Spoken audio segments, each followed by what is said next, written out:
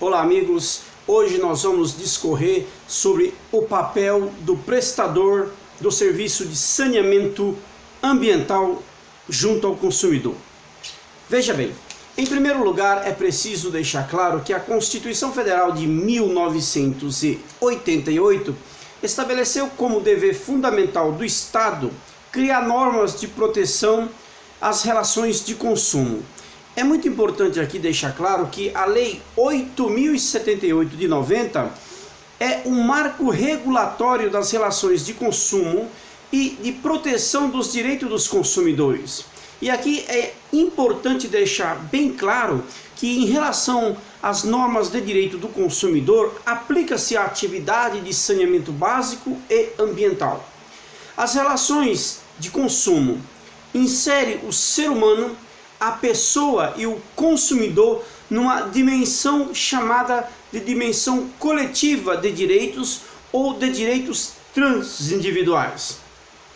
O saneamento básico e ambiental é um direito de natureza difusa, isto é, porque atinge a uma categoria indeterminada de pessoas. Daí, a exata necessidade do Estado de normatizar as relações jurídicas de consumo e, neste caso particular, as relações provenientes da prestação de serviço de saneamento básico e de saneamento ambiental. Portanto, as relações de consumo e, em particular, as relações que tratam do saneamento ambiental são relações de natureza especial. Isto se explica porque o próprio Estado de Direito, que é a entidade encarregada de administrar a coisa pública e de gerir a atividade de saneamento, portanto, é o órgão encarregado de normatizar. Disse, portanto, que estas normas são de ordem pública porque estabelece diretamente a disciplina do Estado. E por força da Lei 11.445 de 2007, que estabeleceu as normas de disciplina das relações de consumo no âmbito do saneamento básico, portanto estabeleceu o marco regulatório do saneamento, nós temos muito claro que a partir daí, tanto o Estado e as companhias estaduais de saneamento são obrigadas a prestar um serviço público de qualidade e mais, de tratar o consumidor de uma forma que lhe atribua dignidade, que lhe faça perceber a sua importância enquanto elemento indispensável da sociedade. Portanto, um serviço público de saneamento de qualidade é um serviço público prestado continuamente, prestado com segurança, prestado com eficácia. Claro, nós bem sabemos que há casos especiais em que a norma prevê a possibilidade do prestador de serviço suspender este serviço na hipótese de inadimplemento.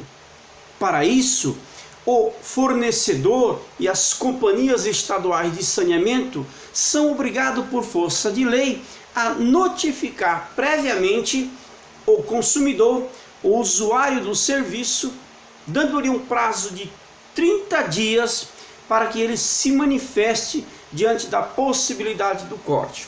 Ora, é bom que deixemos claro que essa informação, esta notificação do poder público, na realidade, é chamando o consumidor para que ele negocie os débitos, sob pena de ter o serviço suspenso, né? A lei, ao estabelecer esta diretiva de obrigar o prestador de serviço de avisar previamente da possibilidade de corte, é exatamente para estabelecer uma relação de equilíbrio e uma relação de justiça para com o consumidor, dando-lhe oportunidade de se defender, dando-lhe oportunidade de dizer, olha, esse crédito que você está cobrando eu não devo, porque eu já paguei e o comprovante aqui está. Ou, de outro modo, havendo realmente o débito a ser quitado, o consumidor, o proprietário, o usuário, seja ele inquilino ou outra pessoa, realmente diante do fornecedor se apresente e negocie os débitos. É preciso dizer também que as relações de consumo no âmbito do saneamento ambiental são relações de consumo, além de dotadas de especialidade, porque são regidas por normas de direito público.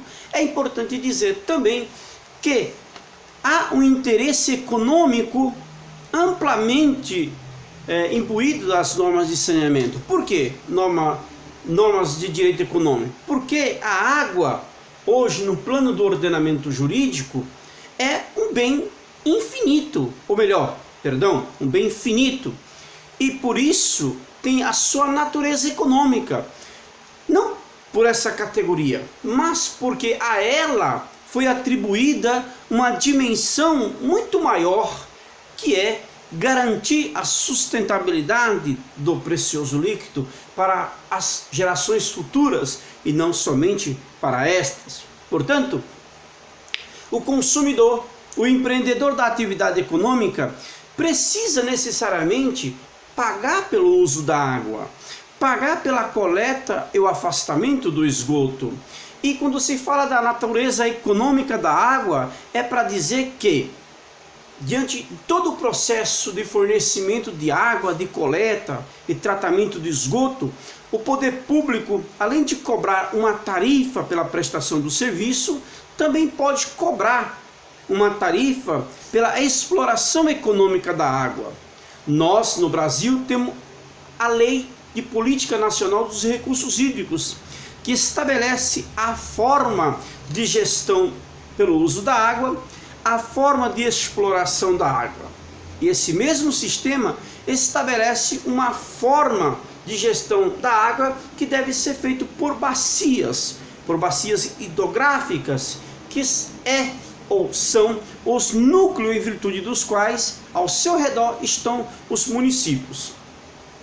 Em cada estado da federação, respeitando e ouvindo o poder local, o poder do município, é possível estabelecer tarifas de cobranças pelo uso da água, ok?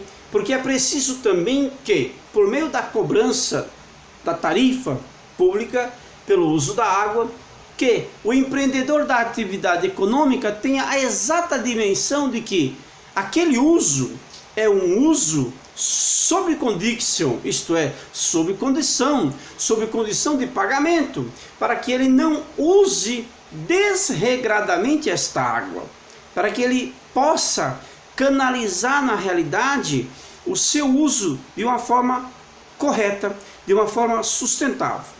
Muito bem. De outro lado, o poder público, ao estabelecer um método de gestão pelo uso da água, ele também precisa obedecer a princípios fundamentais contidos na Lei de Política Nacional de Recursos Hídricos, que é usar esse recurso pela cobrança do uso da água para tratar as bacias hidrográficas onde está situado o município.